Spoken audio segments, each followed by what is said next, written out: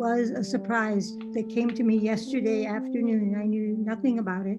I didn't expect it at all, but let me give you the backstory. Several years ago, Vince decided that he really needed to let go of his beloved French horn. This was a 100-year-old handmade French horn that he had played for many years, but he was no longer able to play it, and he thought it deserved someone worthy of this wonderful instrument. And I introduced him to a man I had met just briefly that was playing the French horn, and I loved what I heard. And I asked him if he would come and talk with Vince, because I thought he had an instrument he might be interested in. And his name was John Wonderland. He liked the instrument immediately, and Vince knew that. Vince knew that he would love it as much as he did. And so when he sold it to him, he didn't grieve the loss because he knew it would be in good hands. And John planned to, well, he did refurbish it, and he planned to then share come back to our house and share music with him, playing the French horn for Vince.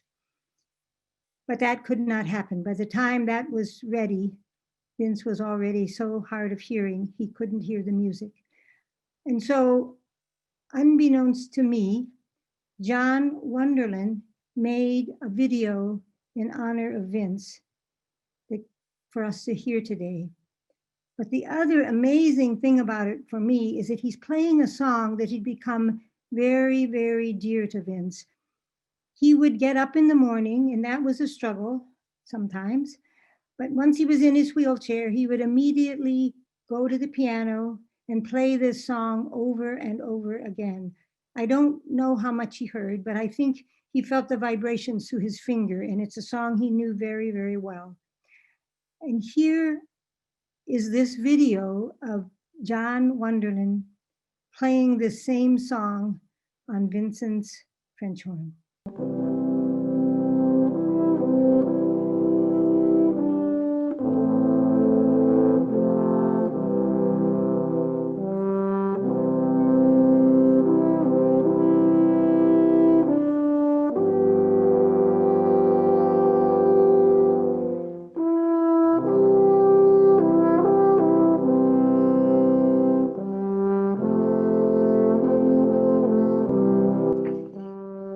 Best of teachers, taking complex ideas and making them accessible, and then engaging students in Socratic dialogue.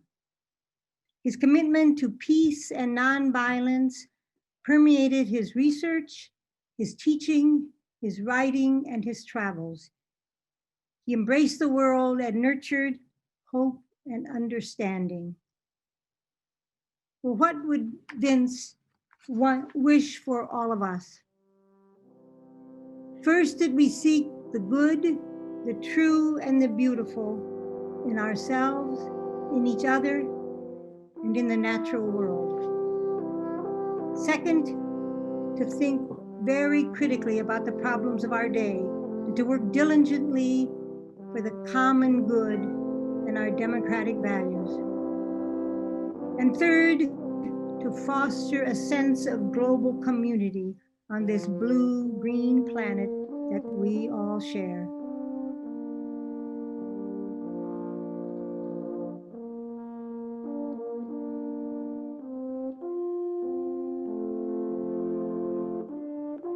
I first knew Vince when we lived out in Richland County. I'm Steve Braunginn, and I live here in Madison now. I met Vince when I learned that there was a course being offered at UW Center on Gandhi and King. I grew up in the civil rights movement. My father marched with Dr. King. I was active in the 60s and 70s. And Jenny and I moved out to Richland County with two other men to have a collective So we had alternative viewpoints, alternative lifestyle. But being African American out in Richland County was very odd. And I was cast into a deep space, and it was a different space. But when I learned about this course, it also happened at the same time that Jenny and I began to attend Friends meeting for worship as part of a group of individuals out in the Kickapoo Valley area. We call it Kickapoo Valley Friends. So the merging of that growth in my life in my early 20s, and then this guy who was out in the middle of nowhere teaching about Gandhi and King, it seemed to be a moment that was necessary. And it was necessary in a community that also begot somebody who was involved in this project in Mississippi to bring African-American children to the North. And I know Jane was involved with this as well, to be involved in having young people, white young people, going to Mississippi. And we were involved in Chula, Project Self-Help and Awareness with John Kinsman. So there was this merging that happened. And it was necessary at the time. Vince was a necessary person. His words were necessary. His spirit was necessary. He was a gift. He was a gift to us at a time when we were blossoming and we were growing, and he happened at the right time. And ever since then, Vince stayed with us. We were part of Rock Ridge for a little while. And even though I did not see Vince a lot, his ever presence, his necessariness stayed with me my entire time that I knew him and that I know Jane. And he remains to be necessary with us.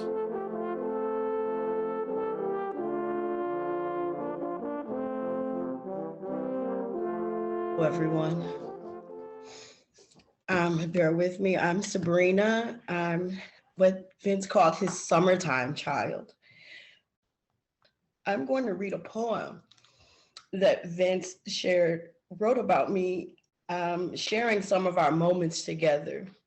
And it's called Mississippi Summertime Child. Coming up from down south, Missy Summertime Child, you burst into our lives like a 4th of July. Sparklers training showers of light and laughter a mile wide. A child of light, child of laughter, Mississippi Summertime Child. You had nothing, but yes, you had everything.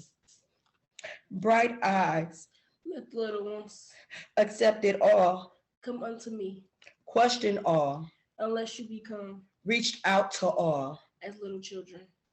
Once upon Table Rock, high above our green summer sleeping valley, a monarch butterfly landed on your ear, right in the middle of a pool of silence. Your still smile grew intense, and with a gentle, wide-eyed touch, you tamed and quivering flowered creature, causing the world to stop while all the bittersweet beauty of of creations lingered. For an eternal moment in the shared wonder of the world, you made it all seem so simple, Mississippi child. Giving and receiving love were all part of the same, ever-flowing stream of life. I like to share, you always said. Black face flashing white teeth at glittering Grand Avenue Mall. I remember how you surveyed the overflowing shops and stands with saucer white eyes, and when I gave you a penny for the wishing well, you squeezed it so hard with eyes shut, I thought you might want it all. You did too, but in a very different way. Want it all when you whispered as you tossed, I wish all the kids in the whole wide world have something to eat tonight. I saw you through swimming eyes, Mississippi child, child of light, child of laughter. I saw you swimming in the sea of light suspended in the darkness, night swimming in the sea of God's love. Sorry about the breakdown, guys. Vince was the only father I ever knew in my life. And he was an amazing grace and presence in my life. And you will forever, ever be my forever father, and I love you. Rest on and rest easy.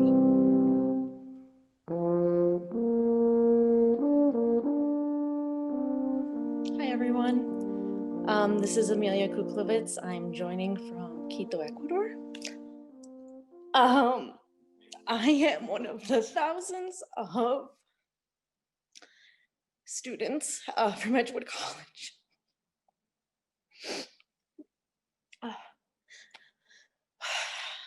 Who Vince shaped our hearts and our minds. And I'm proud to say that he was my mentor.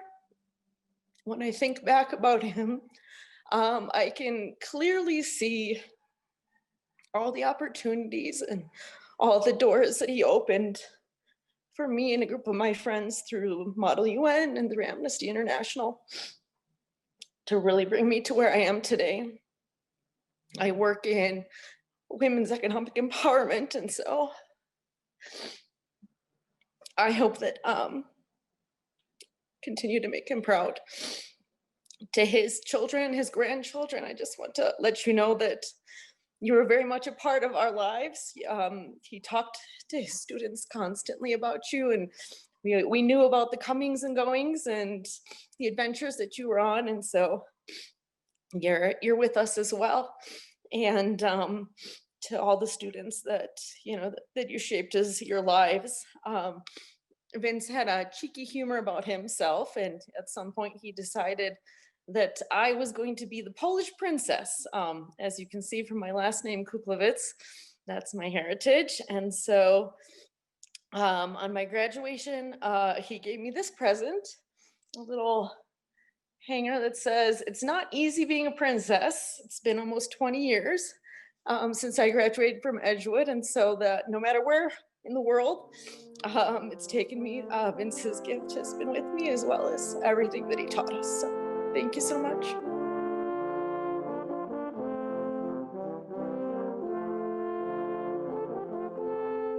I'll speak also a voice from Edgewood College and from the Dominican way of life that Vince so well embraced and embodied. I'm Maureen McDonnell, also called Sister Mo, Dominican sister, knew Vince at Edgewood the whole time that we were there together. And I would say we were conspirators on behalf of peace and justice and nonviolence. He taught me so much by the way he spoke and lived. And I will always be grateful. And I'm so glad to have continued to know him right till now and beyond now. I have one image I would like to share with you. I don't remember what year this would have been, but when the United States invaded Iraq, I remember meeting Vince in what was then the art gallery at DeRicci Hall on the Edgewood College campus. And the two of us simply, now I'm about 5'1", and you know how tall Vince was. And he just totally embraced me, and we stood there together just crying and mourning this terrible action that had happened that was the opposite of what we wished for the world.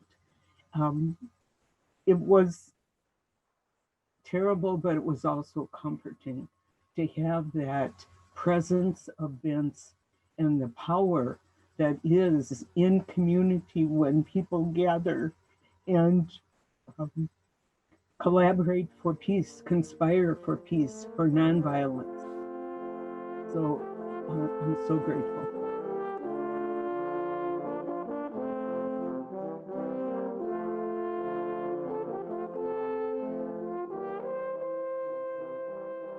In closing, I have something also very special. I have a video of Vincent at his retirement party at Edgewood College reading a poem that he wrote, and it's called My Last Lesson.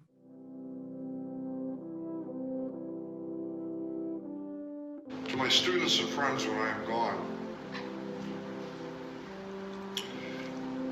there are some few precious things that death cannot destroy. Lies cannot corrupt. Violence cannot defeat. Suffering cannot overwhelm, and money cannot buy. There are, and always have been, some few precious things. What are the names of these things? These precious things. The mighty winds of love, the hunger for justice, the sustaining warmth of simple kindness, the ineffable joy of peace, and the thirst for understanding. There are these few precious things hidden amidst the horror and delusions and suffering of this world. And never let anyone, no matter how high up in status, convince you otherwise, and thereby throw you into the desert of nihilism and despair. Because living deeply shows there really are these eternal, few redeeming things that death cannot destroy, lies cannot corrupt, violence cannot defeat, suffering cannot overwhelm, and money cannot buy. There are some few precious things: love, justice, kindness, peace, understanding, and they save our souls in the infinite waters of God's love. Thank you.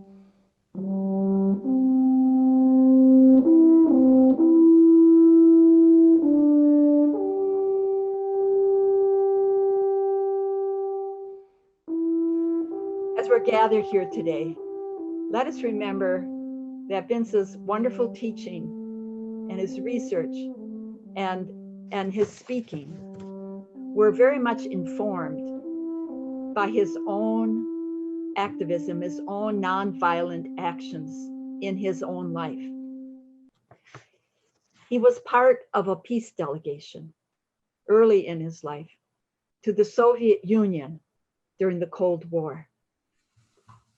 There, he actually smuggled out of the Soviet Union a record of the unjust trial of the imprisoned president of the International Physicians for the Prevention of Nuclear War. His getting these materials out ultimately resulted in the prisoner's freedom.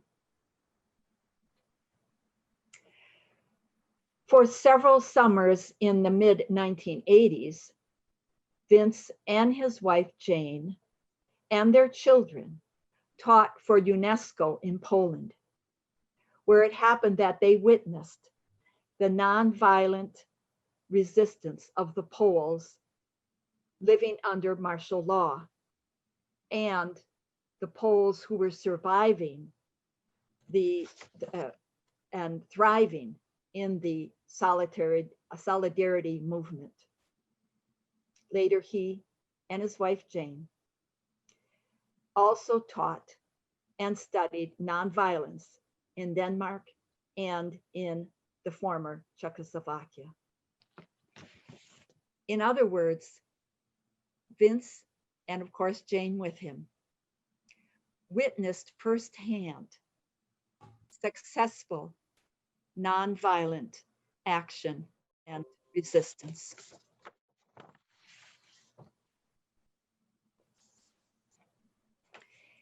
In the early 1990s, Vince and Jane led an interfaith delegation to the Middle East to meet with groups committed to nonviolence and reconciliation.